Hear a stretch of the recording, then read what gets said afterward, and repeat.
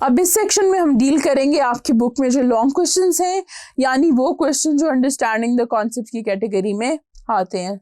So let's begin with the first question and it is, explain what can happen if there is no coordination in the activities of organisms.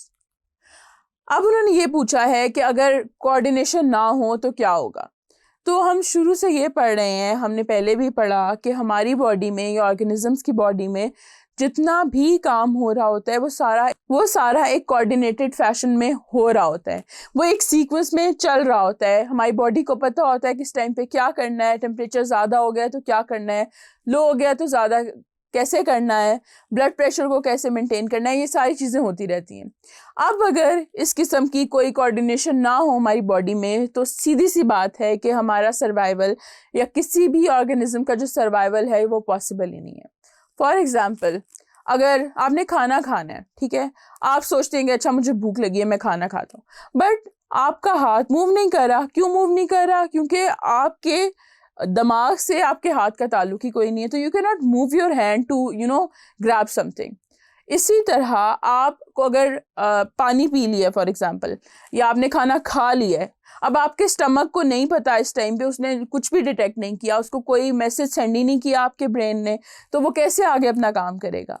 तो it directly means कि जितना भी काम है वो सिर्फ और सिर्फ कोऑर्डिनेशन की वजह से वो एक कंट्रोल मैनर में चलता है। अगर वो नहीं होगी तो स्पीशी का सर्वाइवल या एक ऑर्गेनिज्म का सर्वाइवल जो है वो पॉसिबल नहीं है। The next question is, explain the location and function of these parts of the brain. वो पार्ट्स कौन से हैं? These are cerebrum, cerebellum, pituitary gland, thalamus, hypothalamus and medulla oblongata. अब आपने करना क्या है कि आपने इन सारे पार्ट्स को वन बाय वन इनलिस्ट करना है। अब जैसे मैंने आपको एक सामने दो सॉल्व करके दिखाए हैं कि सेरिब्रम का बताएं, सेरिब्रम है क्या वो बताएं, फिर उसके नीचे लोकेशन की हेडिंग दें और बताएं कि सेरिब्रम जो है वो largest part of the fore brain है। फोर ब्रेन क्या, यानी बिल्कुल फ्रंट पे होता है। और उसके बाद आप फंक्शन की हेडिंग दें। फंक्शन में क्या, it controls skeletal muscles, thinking, intelligence और इमोशंस। और ये भी बता दें कि दो सेरेब्रल हेमिस्फीयर्स में डिवाइडेड होता है। तो ये आपने उसकी लोकेशन भी बता दी, ये भी बता दिया कि वो क्या है और उसका फंक्शन भी बता दिया। इसी तरह आप फिर सेरिबेलम की हेडिंग दे लें, उसमें नीचे बता दें कि क्या है, कि लोकेशन क्या है, कि ये हमारे हाइंड ब्रेन का एक पार्ट है और it is located behind medulla. अब ये भी बता दिया। फिर आप उसके फंक्शन की तरफ चले जाएं कि इट कोऑर्डिनेट्स मसल मूवमेंट्स। इसी तरह जो रिमेनिंग पार्ट्स हैं उन सारे के सारे में आपने यही काम करना है कि पहले बताएं वो पार्ट क्या है, फिर लोकेशन की हेडिंग और फिर फंक्शन की हेडिंग, और दोनों चीज़ें एक्सट्रैक्ट करके अपनी बुक में से देख के लिख दें। तो that would be more than enough for this long question. The next question is, define neuron and describe the structure of a general neuron. सबसे पहले तो आप हेडिंग दें कि न्यूरॉन है क्या। न्यूरॉन या नर्व सेल जो है उसको आप डिफाइन कर दें। डिफाइन के बाद आप स्ट्रक्चर ऑफ न्यूरॉन की तरफ चले जाएं। स्ट्रक्चर आप जो है न्यूक्लियस से शुरू करें और साइटोप्लाज्म से शुरू करें कि वो सारा का सारा कहाँ होता है, उसकी सेल बॉडी में होता है, और वहाँ से आगे फिर डिफरेंट प्रोसेसेस जो है वो जनरेट होते हैं, जैसे कि डेंड्राइट्स और एक्सॉन्स। उसमें फिर आप नीचे सारे के सारे वन बाय वन पार्ट्स का बताएंगे। आप डेंड्राइट्स का बताएं, axon, Schwann cells, myelin sheath और नोड्स ऑफ रैनवियर की आप हेडिंग्स दें, और इनकी एक एक या दो दो लाइन में सिर्फ बता दें कि ये क्या है और क्या कर रहे होते हैं। इसके अलावा आप एक सिंपल सी डायग्राम है नर्व सेल की, वो भी आप ड्रॉ कर सकते हैं इसके साथ और उसको लेबल कर सकते हैं। वो अगर आपने डिटेल में समझनी है तो you can go watch my conceptual जो वीडियो मैंने बनाई हुई है नर्व सेल के ऊपर, उसमें बहुत अच्छे से वो एक्सप्लेन हुई भी है। The next question is, describe the structure of human आई। अब ये बड़ा स्ट्रेट फॉरवर्ड सा क्वेश्चन है कि उन्होंने आपसे ह्यूमन आई का स्ट्रक्चर पूछा है, तो आप आई की हेडिंग देके बता दें कि आई है क्या, वो कहाँ पे लोकेटेड होती हैं। फिर आप ये बताएं कि जो आई है उसकी मेजरली हमारे पास 3 लेयर्स होती। हमारे पास आउटर लेयर है, मिडल लेयर है और इनर लेयर है। आउटर लेयर में आप बताएं सबसे पहले क्या आता है। हमारे पास स्क्लेरा और कॉर्निया आ जाते हैं और इनकी डिटेल्स जो हैं वो आपकी बुक में गिवन है, और ये जितनी भी हेडिंग्स मैंने आपको बतानी है आगे और बता चुकी हूँ वो बोल्ड हुई भी हैं आपकी बुक में। तो आप लेकिन इस तरीके से इनको लिखेंगे तो एग्जामिनर के लिए ये अंडरस्टैंड करना आसान है कि स्टूडेंट को सारा कुछ आता है। फिर आप मिडल लेयर में जाएं। मिडल लेयर में आप बता दें कि कोरॉइड, आइरिस, प्यूपिल और कॉन्वेक्स लेंस जो है वो इसका पार्ट है, और इनकी जो डिटेल्स है वो बुक से देख लें। Same is the case with inner layer कि आप उसमें बताएं रॉड्स हैं, कोन्स हैं, फोबिया है, ऑप्टिक डिस्क है, ये सारी चीज़ें उसमें आ जाती हैं। इसके बाद आप चैम्बर्स ऑफ आई का बता दें कि एक्वस ह्यूमर और विट्रस ह्यूमर जो किस तरह से हमारी आई में होता है और कहाँ कहाँ होता है, और साथ में आई की डायग्राम जो है आप वो भी बना के सिंपल सी, बहुत उसकी डिटेल्स में ना जाएं लेकिन सिंपल सी ये लेयर्स और इसी चीज़ें मेंशन कर दें। और अगर आपने वो डायग्राम समझनी है तो आप मेरी कंसेप्चुअल वीडियो देखें जहाँ पे मैंने आई को बहुत अच्छे से एक्सप्लेन किया है। The next question is, how would you describe the structure of the external, middle and inner ear of a man. अब ये भी सीधी सी बात उन्होंने आपसे पूछ लिया कि आपने ईयर की एक्सटर्नल, मिडल और इनर ईयर की सारी डिटेल्स आपने बतानी है। तो आप ईयर से शुरू करें कि वो क्या हैं, वो क्या कर सकते हैं, उनका छोटा सा फंक्शन बता दें कि हियरिंग और बैलेंस में उनका फंक्शन है। फिर आप उसके स्ट्रक्चर की तरफ चले जाएं, एक्सटर्नल ईयर की हेडिंग दें और उसमें बताएं कि क्या क्या चीज़ें हैं। हमारे पास स्पिना है, ऑडिटरी कैनाल है और ईयर ड्रम है, और इनकी डिटेल्स भी अगेन आपकी बुक में मेंशन है, और वहाँ से एक एक दो लाइन की डिटेल्स लिख दें। मिडल ईयर में बताएं ऑसिकल्स हैं, ओवल विंडो है, यूस्टेशियन ट्यूब है, इनकी डिटेल्स लिखें। इनर ईयर का बताएं कि वेस्टिब्यूल और semi circular canals and cochlea जो है हमारे इनर ईयर में आ जाते हैं, और इनकी डिटेल और छोटा छोटा एक एक फंक्शन जो है आपकी बुक में जैसे मेंशन है वो लिख दें। साथ आप ईयर की डायग्राम, अगर if you are good at it तो ज़रूर बनाएं, बहुत अच्छी बात है। बहुत अच्छी नहीं भी बनती तो एटलीस्ट एक्सेप्टेबल हद तक वो बना दें और उसमें चीज़ें लेबल कर दें कि एग्जामिनर को पता हो कि you are clear about this concept of ear, इसमें कहाँ कहाँ क्या एग्जिस्ट करता है। The next question is, what are short sight and long sight problems and how these can be treated? अब इन्होंने आपसे सीधा सीधा डिसऑर्डर्स ऑफ आई के बारे में पूछा है कि शॉर्ट साइटेडनेस और लॉन्ग साइटेडनेस क्या होती है। तो आप पहले बताएं कि हमारी जो आई है वो कुछ डिसऑर्डर से सफ़र करती है। उसमें आप बताएं कि शॉर्ट साइटेडनेस का पहले बता दें कि उसको हम मायोपिया कहते हैं। वो क्यों होती है कि इलॉन्गेशन हो जाती है आपकी आई बॉल की, तो उसके रिजल्ट में होती है। और आप ये बताएं कि जो एक डिस्टेंट ऑब्जेक्ट होती है उसका जो इमेज है वो रेटिना की फ्रंट पे बन रहा होता है। अगर एक्चुअल देखा जाए तो वो रेटिना पे बनना चाहिए, लेकिन ये उससे फ्रंट पे बन जाता है, जिसकी वजह से चीज़ें ब्लरी नज़र आती हैं, और इसको रेक्टिफाई किया जाता है एक कनकेव लेंस को यूज़ करते हुए। फिर आप दूसरी हेडिंग दें, उसमें आप हाइपरमेट्रोपिया का बताएं, यानी वो क्या है, वो लॉन्ग साइटेडनेस है, और उसका बताएं कि इसमें आई बॉल जो है वो शॉर्टन हो जाए तो ये मसला होता है, और ये बंदा जो है ये करीब की चीज़ें नहीं दे सकता, और जो इमेज है वो रेटिना के पीछे बनती है यानी बिहाइंड बनती है, और इसको हम सॉल्व करने के लिए कन्वेक्स लेंस को यूज़ करते हैं ताकि वो हम डिफेक्ट को रेक्टिफाई कर सके। और इसमें एक डायग्राम भी है जो मैंने कंसेप्चुअल सेक्शन में बहुत अच्छे से एक्सप्लेन की है कि किस तरह से इन दोनों में जो प्रॉब्लम्स है रेटिना के फ्रंट और बैक पे जो बन रही होती है इमेज, वो आपने समझनी है तो आप मेरी वीडियो से देखें, वहाँ पे बहुत अच्छे से एक्सप्लेन की गई है। The next question is, explain the role of ear in the maintenance of balance.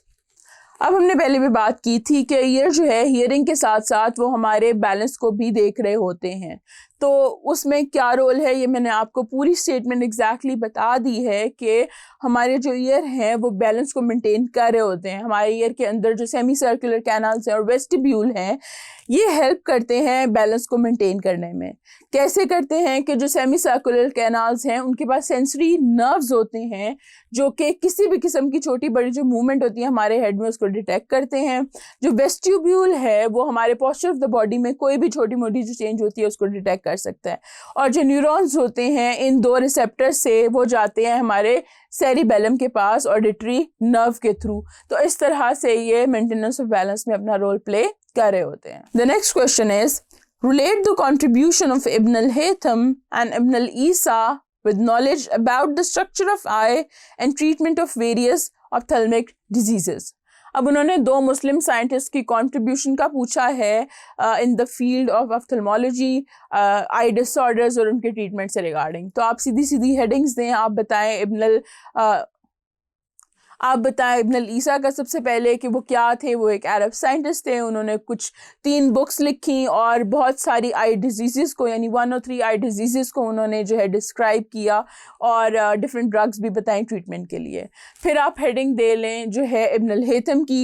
इब्न हैथम को कहा जाता है फादर ऑफ ऑप्टिक्स। क्यों? क्योंकि उन्होंने बहुत सारी चीज़ें ऑप्टिक्स में, लेंस पे, आई डिसऑर्डर्स में और हमारा जो विजुअल सिस्टम है और वो किस तरह से काम करता है उसकी प्रॉपर फंक्शनिंग बताई। और वो प्रॉपर फंक्शनिंग जो है वो बिल्कुल एक्यूरेट थी कि लेटर ऑन मॉडर्न एजेस में जब डिफरेंट साइंटिफिक इक्विपमेंट्स के थ्रू जो है वो ये देखा गया कि हमारी आंखें किस तरह से काम करती हैं, तो वो एग्जैक्टली मैच करता था विद हिज डिस्क्रिप्शन। तो इस वजह से उन्हें फादर ऑफ ऑप्टिक्स भी कहा जाता है। तो ये सारी डिटेल्स आप इसके अंदर ऐसे से लिख दें, तो that would be enough for this long question. The next question is, describe negative feedback with reference to insulin and glucagon. इसमें आप सबसे पहले कोशिश करें कि अगर कर सकें तो आप फीडबैक मैकेनिज्म का बता दें कि वो क्या होते हैं। फिर बताएं कि 2 तरह के फीडबैक मैकेनिज्म होते हैं, एक नेगेटिव फीडबैक मैकेनिज्म होता है हमारे पास और एक पॉजिटिव फीडबैक मैकेनिज्म होता है। फिर आप नेगेटिव फीडबैक मैकेनिज्म को सिर्फ डिफाइन करें कि it is a regulatory mechanism in which a process decreases और इनहिबिट्स द सेकेंडरी प्रोसेस, यानी कि एक प्रोसेस किसी दूसरे प्रोसेस को इनहिबिट या डिक्रीज कर रहा है। फिर आप बता दें, एक एग्जांपल दे दें, जिस तरह उन्होंने पूछा कि विद रेफरेंस टू, आपने ग्लूकोज और विद रेफरेंस टू ग्लूकागॉन और इंसुलिन की बात की है, तो आप बताएं कि जब हमारी ब्लड ग्लूकोज कंसनट्रेशन ज़्यादा हो जाती है तो हमारी पैनक्रियाज जो है वो इंसुलिन सिक्रीट करती हैं और वो क्या करती हैं, हमारी ग्लूकोज को नीचे कर देती हैं और वो नॉर्मल लेवल पे ले आती हैं।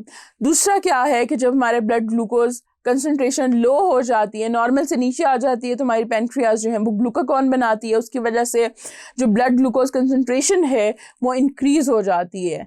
तो इन अदर वर्ड्स अगर हम कहें तो ब्लड ग्लूकोज कंसंट्रेशन जो है in blood controls the secretion of insulin और ग्लूकागॉन, या कम है तो ग्लूकागॉन हो जाएगी, कंसंट्रेशन ज़्यादा है तो इंसुलिन होगी। तो इस तरह से ये नेगेटिव फीडबैक में आते हैं और ये दोनों जो हैं डिफरेंट टाइम्स पे सिक्रीट हो रहे होते हैं to bring the body into balance. The next question is, explain how adrenaline may be involved in exercise and emergency conditions.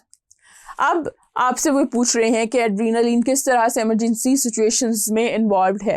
तो आप पहले तो ये बता दें कि एड्रेनालिन आती कहाँ से है। एड्रेनालिन हमारे पास आती है एड्रीनल ग्लैंड से, और वो कहाँ पे होते हैं, हमारी किडनीज के ऊपर प्रेजेंट होते हैं। उसके 2 पार्ट्स होते हैं, वी हैव एड्रीनल कॉर्टेक्स और एड्रीनल मेडुला। अब जो एड्रीनल मेडुला है, जो इनर पार्ट है, वो एपिनेफ्रीन और एड्रेनालिन को सिक्रीट कर रहा होता है। उसमें हमारे पास हम बता सकते हैं कि ये जो दोनों के दोनों हार्मोन्स हैं, ये फाइट और फ्लाइट रिस्पॉन्सेज या हमारी बॉडी को किसी भी इमरजेंसी सिचुएशन के लिए तैयार करते हैं और बाद में उसको नॉर्मल बॉडी फंक्शनिंग पे भी लेके आते हैं। तो इस तरह से ये इन्वॉल्व है कि आपका हार्ट रेट तेज़ हो सकता है, आपका ब्रीदिंग रेट तेज़ हो सकता है, आपके लेग्स के जो मसल्स हैं वो स्टिमुलेट हो सकते हैं।